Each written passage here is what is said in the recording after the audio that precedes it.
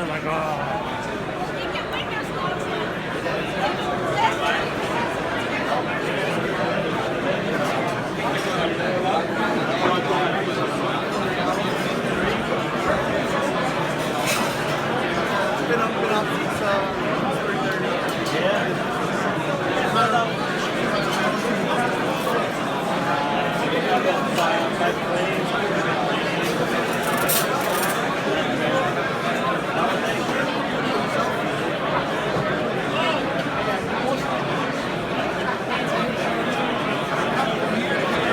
Wide open. Yeah, what else? Yeah, good call, bro.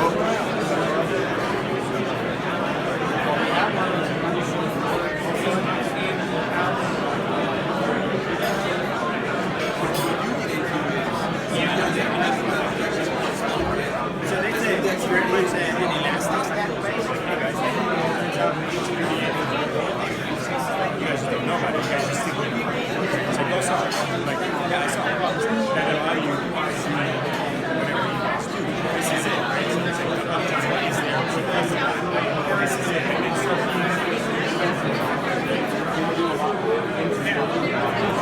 that's how you recognize me. It's like I barely did. You get this perspective.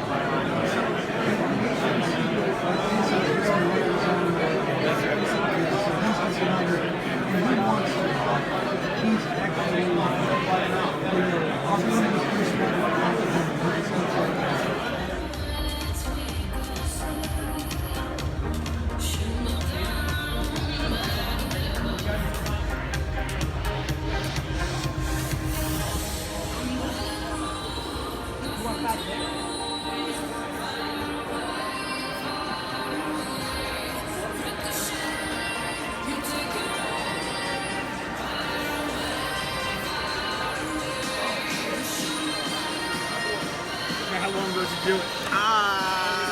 It's been 4 Fridays ago. No. Yeah, he got incredible. No, he did. He lived through a motorcycle. That's what he did. No, and luckily I'm so glad I had my helmet.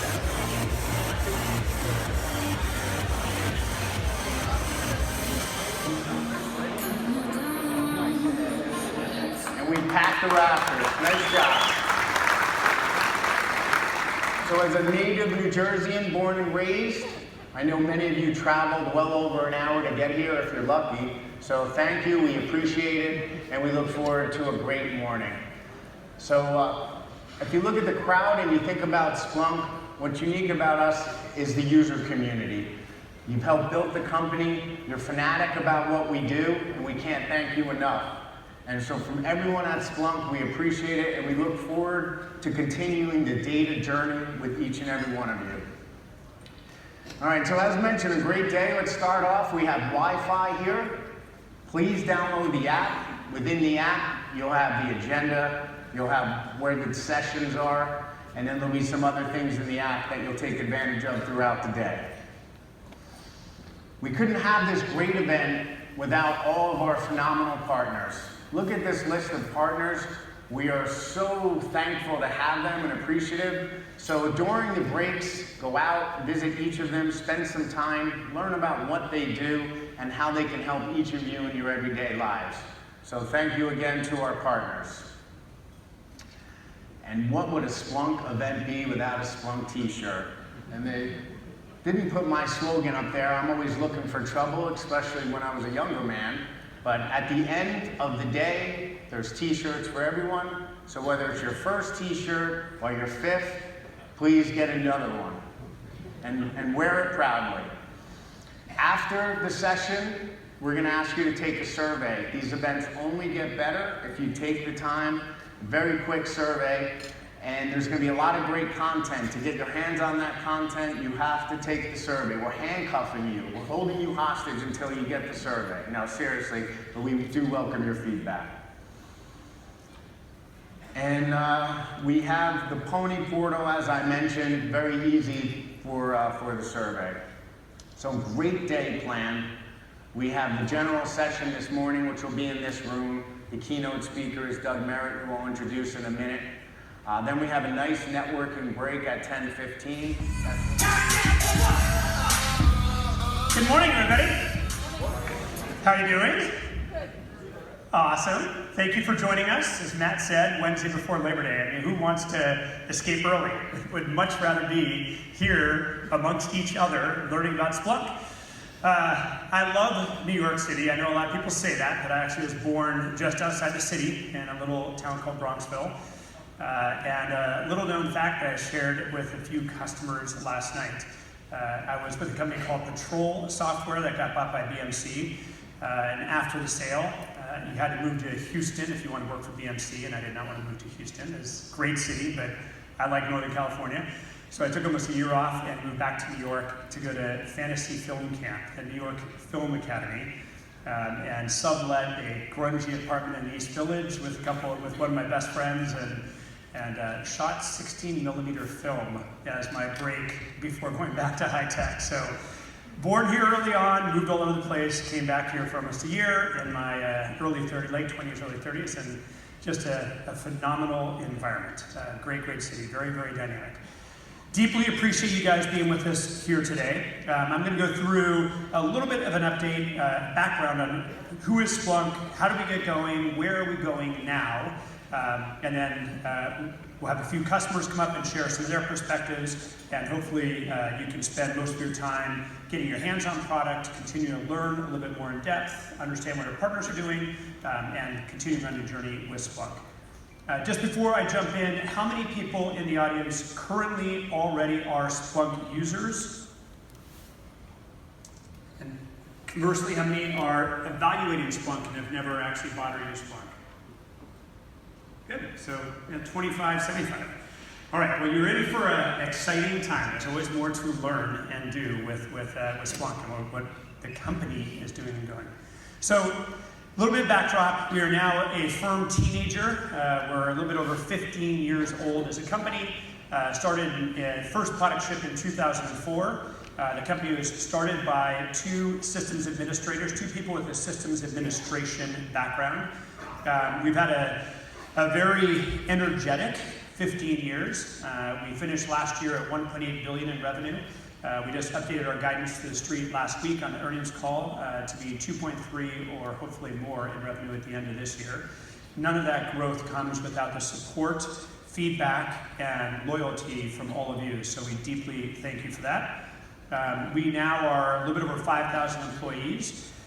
We've got offices in over almost 30 countries now and users in over 100 countries.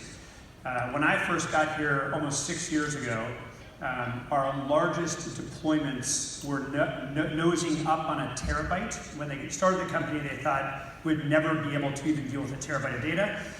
Today, our largest customer is routinely ingesting 6 petabytes of data per day and bursting up to 12 at times of more intense interrogation. So to think about 6 petabytes per day going into a Splunk framework on a distributed basis for just one company.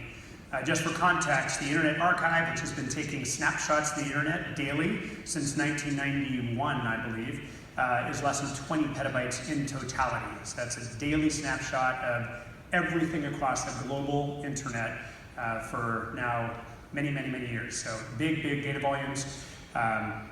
What I love most about the company is what I call our blue-collar ethos. People truly, I believe, put customer first. If that is ever not the case with any of you, please let me and anybody else know. And we're all very proud and honored to roll up our sleeves, go as deep into the product or technology as necessary, and make sure people are successful on their journey with Splunk. Wonderful group of people, both internally within Splunk and through our partner ecosystem. That's a quick backdrop.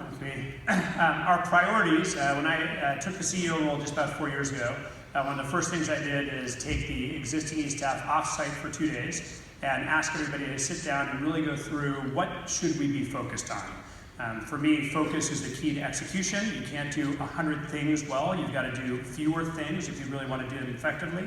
And let's start with what are the priorities within the organization. It sounds like a super simple exercise. It took 2 full days, and I think we almost had a fist fight break out at one point in time on whether shareholder things like revenue and margin should be above other items. But at the end of the day, we centered on the 3 most important things from what I believe is a customer lens.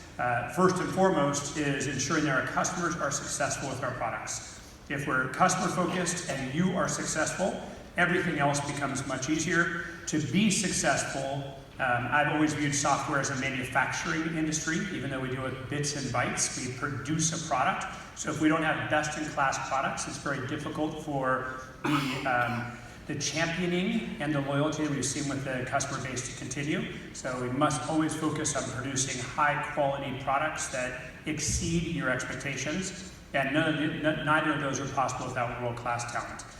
So we've held those priorities for almost 4 years now, and they're baked into everything we do as an organization. They are the guideposts for all of our yearly initiatives and multi-year initiatives and the sub-projects and tasks behind our initiatives. And again, hopefully you feel that customer centricity.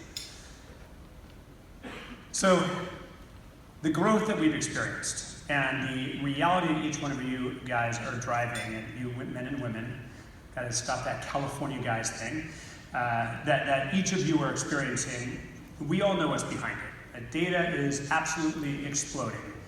While we were talking about digital transformation back in the 90s and early 2000s, that entire wave was about automating internal processes through more human workflow-driven systems and much more transactive put-get frameworks that come with a PeopleSoft or an SAP or a Siebel critical system to automate the internals. But the digital transformation we're going through now is much more pervasive. Everything is being censored. Everything is able to talk and listen. And the Delta, with 30 years now of nonstop, nothing but high tech in my background, that I view today versus 10, 15 years ago, is trying to drive down the freeway with blinders on that open up every 5 to 10 minutes to make sure you're going the right direction, which is the classic 1990s, early 2000s type scenario, versus now a typical flood of sensory overload, which now enables us to make much more near real time and rapid decisions. IDC is one example. We all can see statistics over and over and over, says that there's, within 6 years, there'll be 175 zettabytes of data that we all have to deal with, which is 5 times more than the universe of data that we have today. Talk about sensory overload, that's a lot for people to deal with. Of course, almost all that data, they say 90% of it, will need some degree of security envelope and wrapper. We can't wake up many days now without hearing about some type of security incident happening, and the constant debate around data privacy and data residency, yet less than half that data will actually be secured. As IoT continues to progress, we'll see the typical human being interacting with a addressable, quasi-intelligent device at least 5,000 times per day. So this speed that we're dealing with is not going to slow down anytime soon, as far as any of us can determine. It's hard to put the genie back in the bottle that we started 50, 60, 70 years ago with the first mainframes. And my personal view, and why I'm so passionate about both Splunk and this industry, is the world has progressively gotten better every time that we allow freer flow of information and data.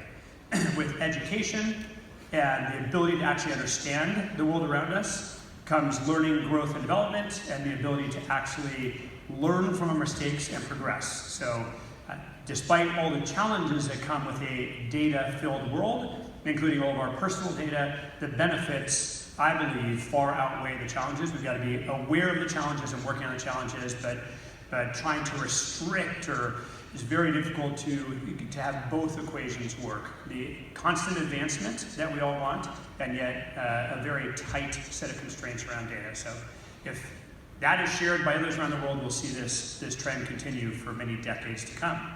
So Splunk, how do we address this? How do we get going? So if you go all the way back to 2004, 2005, 2006, when we were launching Splunk 1.0 and then 2.0, Eric Swan and Rob Doss, the 2 technical co-founders, had a very unique angle on the use case that they were trying to solve. And for any product, especially data products, I've always had managed engineering teams for big chunks of my career, always advise customers to go back to what was the design thinking and the original set of use cases that influenced that product, because that will very easily tell you what it's naturally capable of doing versus what you can do anything with software eventually, what you would have to twist and turn something into something different than it was intended to do, and it might not be as natural or effective. So that core design thinking around Splunk was very unique and still puts us in a category of one as far as product capabilities.